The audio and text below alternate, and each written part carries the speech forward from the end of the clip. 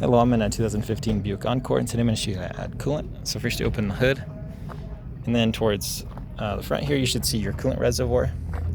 And on the side here you'll see a max line and a minimum line.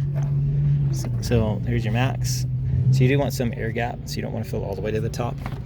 Also check your owner's manual really good online, so you've got the best coolant type for your make and model. And also ideally you want to match the same color and type of coolant that's already in here if you can. Better not to mix and match.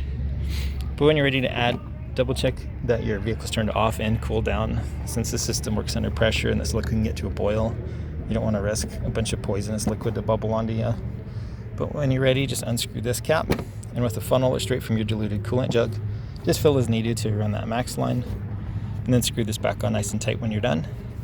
And at this point I would probably start the vehicle and run the new coolant through it for a few minutes. And while it does that, I would check all around your engine bay, around your lines, your reservoirs, your radiator, and under the vehicle to see if you have any liquid puddling. If that happens to be coolant, that might be an indication in an area where you need to repair or replace something.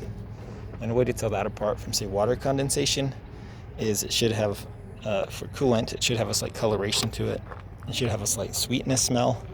And you don't really want it on your skin, but say you have a glove on and feel it, it'll feel slightly slick compared to what water feels like. But I hope this is helpful. Hope you have a wonderful day.